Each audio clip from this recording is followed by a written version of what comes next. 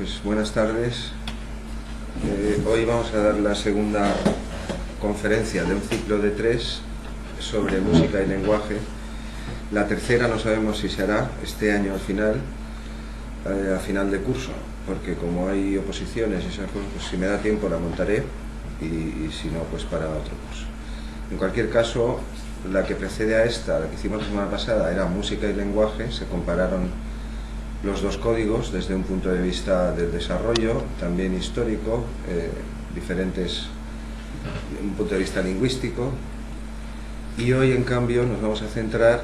en el problema del significado, o dicho de otro modo,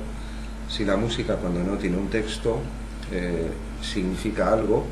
per se, el hecho de combinar los sonidos de un modo u otro. En rigor no vamos a abarcarlo todo,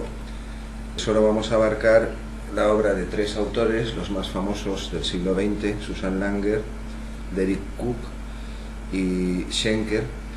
pero haremos una introducción también a otros personajes que tuvieron algo que decir. Y quiero decir que la conferencia no pretende ser exhaustiva y abarcar todos los estudios que se han hecho en el siglo XX o las propuestas sobre este tema, sino las más conocidas, algunas contemporáneas de Mahler, ahora lo veremos, y otras un poco posteriores. Esta imagen está aquí, las primeras, solo para recordar lo de la última conferencia, en donde intentamos observar en la primera parte de la conferencia hasta qué punto se podía retrotraer en la historia la aparición de la conducta que llamamos canto. Ya se aclaró ahí, canto no en el sentido moderno como lo entendemos, sino en el sentido que lo hacen también otras criaturas, no muchas, la verdad. Criaturas que canten son la mitad de las aves conocidas, también las ballenas, también estos personajes de aquí que se llaman gibones, que se separaron de la línea que lleva a los humanos modernos hace unos 30 millones de años. Ellos cantan, ellos y nosotros, gibones y humanos modernos, somos los únicos primates actuales que cantamos. Ciertamente nosotros cantamos de una forma muy elaborada, llevamos muchos milenios de cultura y acumulación de conocimientos, como ahora veremos al empezar, pero la conducta del canto no es exclusiva de los humanos modernos. Probablemente el neandertal que nos precedió, bueno, realmente nos precedió, quiero decir, en el tiempo, estaba aquí antes que nosotros, aunque no venimos de él, ya cantaba. De hecho tiene flautas, aquí no se indican las flautas del neandertal, pero en otras clases en el canal sí que se pueden ver. La flauta más antigua conocida es esta, todavía no está claro que sea del Cromañón o del Neandertal, está en Libia, en Agua Actea, es un trocito así chiquitín, fosilizada. Esta tiene 92.000 años aproximadamente, pero hay otra de hace 45.000 que indudablemente es del Neandertal. Quiero decir que el hecho de comunicarse vocalmente con los fines que sean, cortejo, territorio, asustar a predadores o lo que fuere, no es exclusiva de Homo sapiens ni muchísimo menos. La facultad de vocalizar es universal, prácticamente la tienen todas las criaturas conocidas, pero cantar o emitir cierto tipo de llamadas diferentes de la pura reacción vocal o de puro chillido, es decir, modular sonidos según ciertas estructuras, esto lo hacen solo unas pocas especies, las que he citado, ballenas, la mitad de los pájaros conocidos actualmente, y también estos personajes que, digo, no van directamente al linaje del hombre moderno, pero sí estaban en el tronco común. Es decir, ellos se separaron hace 30 millones de años y gorilas, orangutanes, chimpancés y nosotros seguimos juntos, bueno, nosotros, el ancestro que fuere, hasta que hace unos 7 millones de años Pan, es decir, los chimpancés y la línea que lleva a los humanos modernos divergió. Bueno, algunas de estas cosas las vimos ahí. Y esta solamente era lo que intentamos ver en la última clase, en qué punto o hasta qué punto se pueden rastrear las estructuras, algunas estructuras corticales, las que a mí me permiten hablar o tocar instrumentos, y vimos que eso era en torno a hace 2 millones de años, con Homo ergaster, aquí está, Homo habilis, Homo erectus, y cómo los neandertales y nosotros mismos somos mucho más modernos que estos señores. Y solamente era para recordar, hacer una especie de repaso general a lo que fue la primera parte de la última clase. Es decir, desde hace 2 millones de años aproximadamente, 3 especies que nos precedieron, estos sí, Ergaster, habilis y erectus, probablemente podían, de hecho lo hacían, vocalizaban, pero no, digamos, no urg, simplemente, sino algo debían hacer. En realidad comenzamos con Australopithecus, que es este de aquí, hace 3 millones de años, del cual se ha propuesto autores de renombre, ya los citamos, que acaso también podría cantar, pero como no es seguro que lleve a la línea, a lo que llamamos el linaje de Homo, todo lo que llamamos Homo tal, Homo cual, pues todos esos van en nuestra línea, mientras que Australopithecus andaba de pie hace 3 millones de años, pero no está claro que venga a nosotros. Esta que está aquí es lo que me pasa siempre antes de la mañana, antes de una conferencia, pues uno en casa apura, comprueba, corta, repasa, mira en internet y siempre encuentras algo de última hora. Es una foto que es una lagartija, como a ver, está apoyada, bueno, es una metáfora, sin más, ¿no? Ha sido un viral en las redes estos días, yo lo he visto esta mañana, vaya hombre, 1 hora antes de cerrar todavía van saliendo cosas. Parece que al final lo hizo con truco el señor, es decir,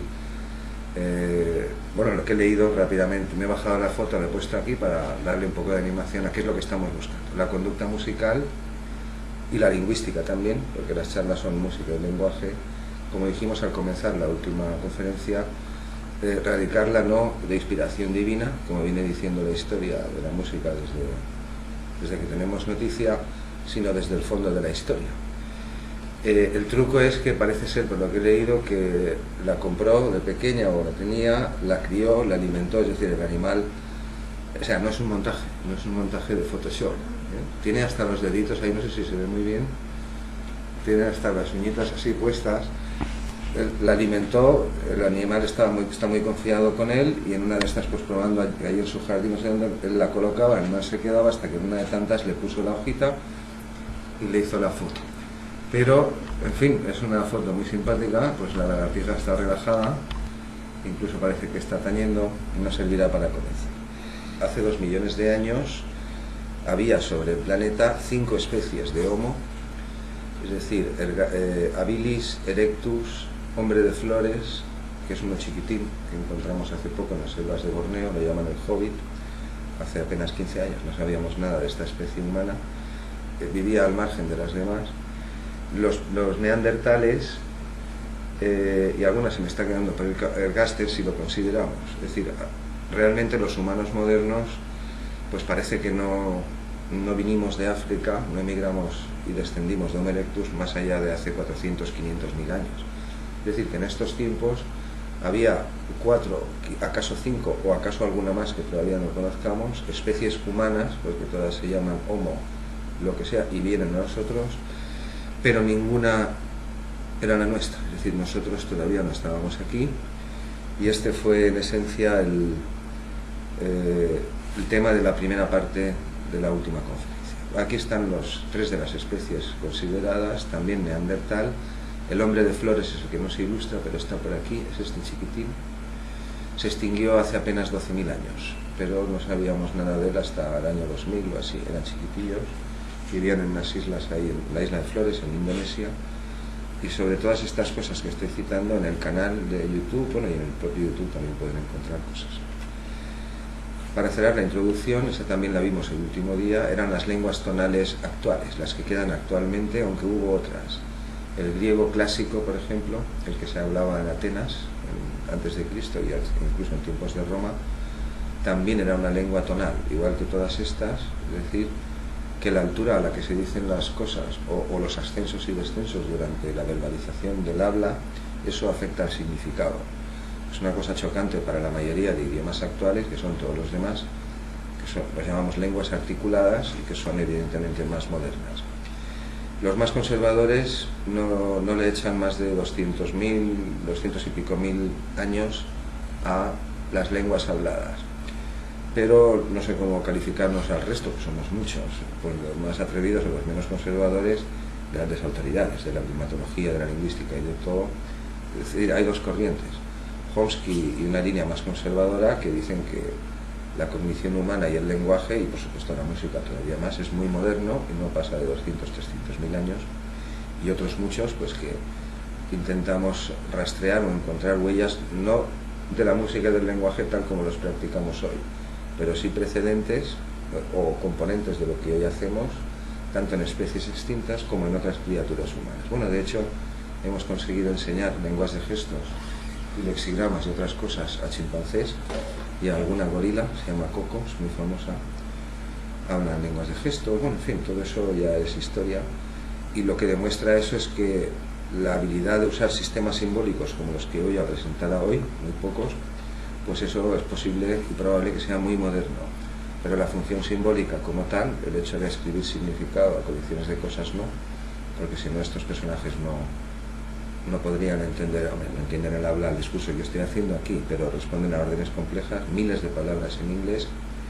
y si quieren saber sobre eso, pues Coco, Washo, hay muchas en el canal, también se pueden encontrar. Aquí se indican, todo esto ya se vio en la otra charla, solamente una pequeña introducción de repaso. Aquí se indican las lenguas tonales actuales, solo que la mayoría son de 2 tonos, pero tienen 2 alturas relativas dentro de lo que habla el hablante, no es una altura absoluta. Pues cada cual habla al nivel que habla, pero un hablante y otro no reconocemos esos niveles. Pero hay casos más complejos. En Liberia, el jabo que se habla en Liberia, en África, tiene 4 niveles. Y el caso más complejo es el cantonés, que está aquí, en la península de Cantón, en China. Este tiene 9 rangos de entonación en el habla de cualquier hablante, que no es que afectan el significado, es que lo cambian por completo. El asunto no era ese, sino que estos personajes, igual que los griegos de la Grecia clásica o cualquiera que hablara griego clásico, no es que hablan con una lengua tonal, es decir, que casi que cantan mientras están hablando, sino que además de hablar cantando, como lo quieren decir, cantan como actividad completamente diferenciada.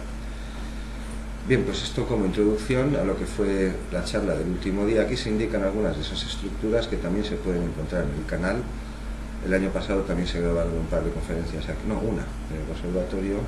sobre estos temas. Se llama Música y Neurociencia, y ahí se pueden encontrar detalles anatómicos de cómo hablamos, cómo inervamos,